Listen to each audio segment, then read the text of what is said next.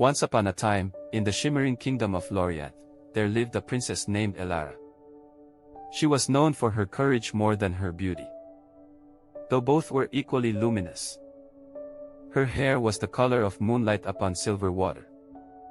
Her eyes shone like stars caught in a storm. But what made her truly extraordinary was her heart, kind, curious, and unafraid of the unknown. Lorient was a peaceful land, surrounded by forests of whispering trees and lakes that reflected dreams. The people adored their princess, for she often left her castle to walk among them. She would sit with farmers and listen to their stories. She would play with children near the river banks. And when night came, she would climb the tallest tower to speak with the moon. The moon, you see, was not an ordinary moon in Lorient. It was said to be alive, a thousand-petaled flower that bloomed in the sky.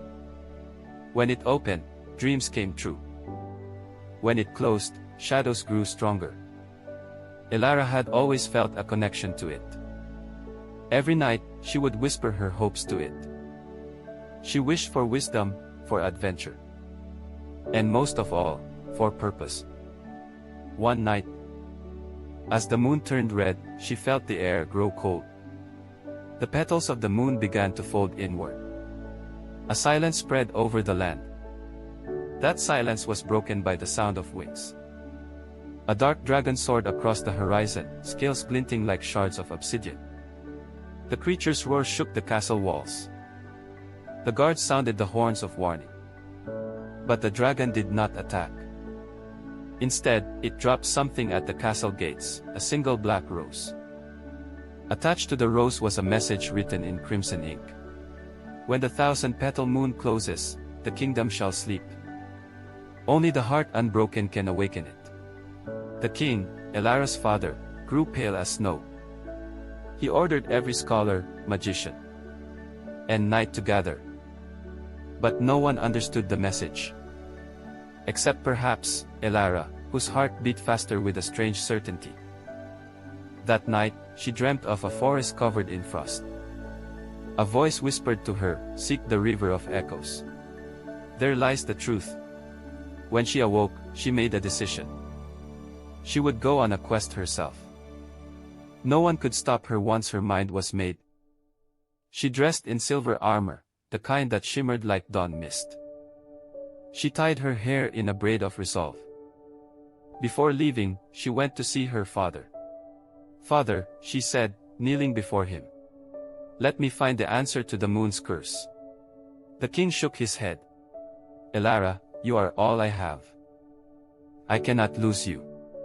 "If the kingdom falls asleep," she replied softly, "you will lose me anyway." Her words struck him like lightning. With a trembling sigh, he nodded. "Then go, my daughter. May the light guide you. And may the truth find you," said her mother, Queen Seraphine, pressing a kiss on her brow. Elara mounted her white steed, Lyra, and rode into the dawn. The roads were long and winding, filled with fog and fable. Along the way, she met a wandering minstrel named Finn. His eyes were as bright as the laughter in his songs. He offered to accompany her. "You'll need music when silence grows too loud," he said. Elara smiled, grateful. The two became fast friends, though Finn hid a sadness in his gaze. They traveled for days until they reached the forest of mirrors. It was said that whoever entered would see not their reflection, but their truth. As they stepped inside, the air shimmered. Trees of crystal reflected endless versions of themselves. Elara saw herself as a child, as a queen, as a warrior, as a shadow. One reflection spoke to her. "You cannot save the moon if you do not know your heart." "And what does my heart desire?" Elara asked. "It desires love," the reflection said. Elara frowned. "Love? But how can love break a curse?" The reflection only smiled and vanished. Finn, too, saw something in the mirrors, a lost sister, crying his name. He turned away quickly, eyes wet. "Are you all right?" Elara asked. I am, he lied.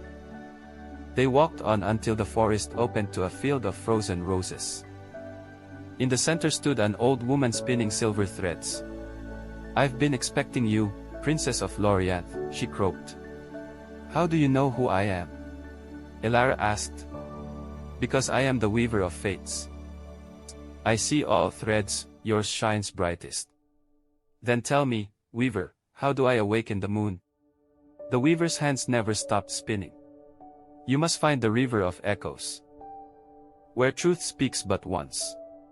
And when I find it, you must listen to what it says, even if it breaks your heart. Elara nodded solemnly. The weaver smiled, handing her a glowing spool.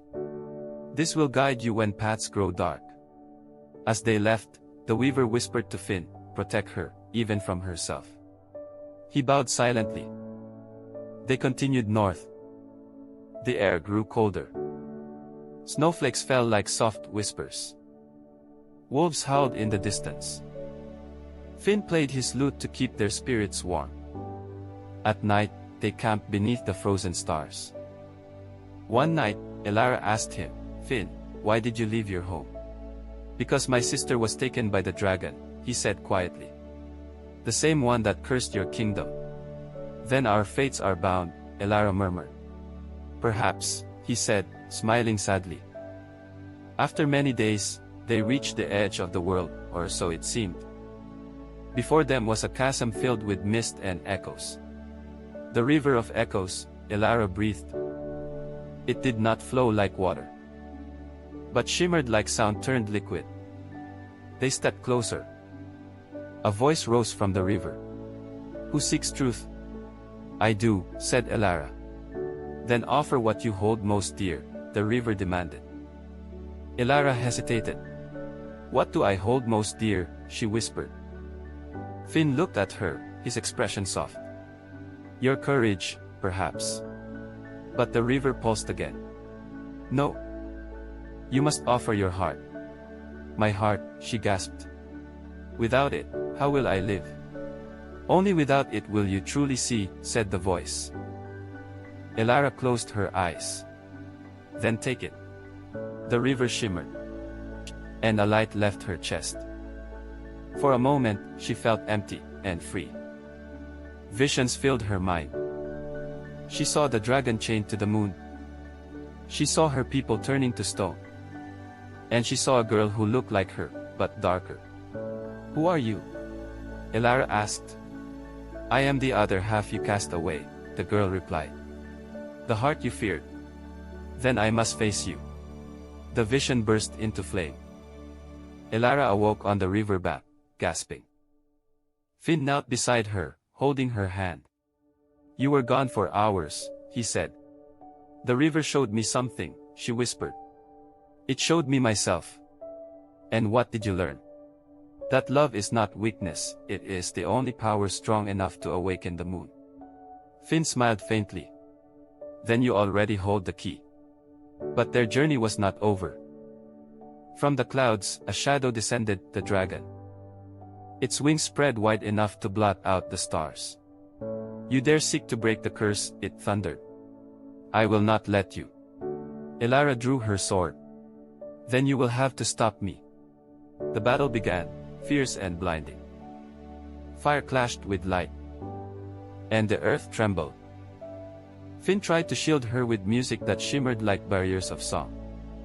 The dragon roared, its eyes burning with pain more than fury. You think I am your enemy? It cried. Then who are you?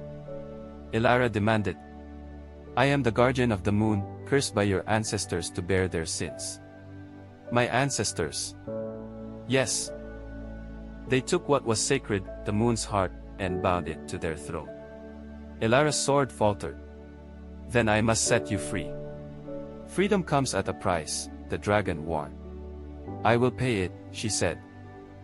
The dragon lowered its head. Then strike my heart with truth, not steel. Elara sheathed her sword and pressed her hands to its chest. I forgive what was never yours to bear, she whispered. The dragon shuddered. Light burst from its scales. The moon above began to bloom again. The 1,000 petals unfolded, one by one.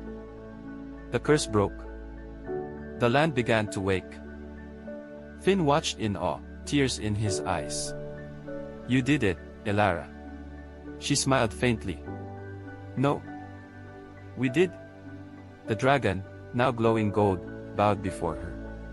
"Your heart is whole again. Then the kingdom is safe." "Yes, but one more truth remains." "What truth?" The dragon looked at Finn. "He's not who you think he is."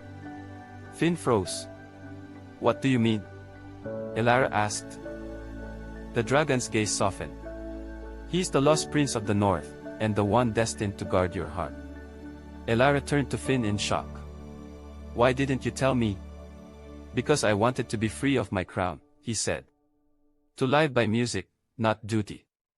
"Then perhaps we both found freedom in each other," she whispered. The dragon rose into the sky, dissolving into light. The moon shone brighter than ever before. Elara and Finn rode back to Lorient together. The people rejoiced, their dreams restored. The king wept when he saw his daughter return. "You have done what no king could," he said proudly. The queen embraced Finn, saying, "You have the courage of a true knight." Songs were sung of their deeds for 100 days and nights. The moon stayed open, its petals gleaming like eternal hope. Peace returned to the land. But the story did not end there. For Elara found that ruling a kingdom was a greater challenge than saving it. She sought to lead with wisdom, not pride. Finn stayed by her side, helping her listen to the people's hearts. The two became inseparable, partners in every trial. And when the time came, the people crowned them together, Queen Elara and King Finn. The 1,000-petaled moon shone upon them as they pledged their vows. The dragon's voice echoed softly from the stars, "May love be your light, even when shadows return." Elara smiled and whispered, "It always will." Years passed like rivers of silver. The kingdom flourished. The children grew up hearing stories of the moon's petals and the princess who faced her heart. Yet one night, as Elara stood on her balcony, she saw a single petal fall from the moon. "Does that mean another story begins?" she asked. Finn, now older but still bright-eyed, joined her. "Every story is just a chapter of love's endless tale," he said. She rested her head on his shoulder. "Then let ours never end." "It never will," he whispered. And so, the moon watched over them, blooming anew with every dawn. The river of echoes whispered their names for generations. Children of Lorient learned that truth, courage, and love are one and the same. The 1,000 petals of the moon never fully closed again. For as long as love existed, light endured. And when the stars sang, they sang of Elara, the princess who gave her heart to save a world.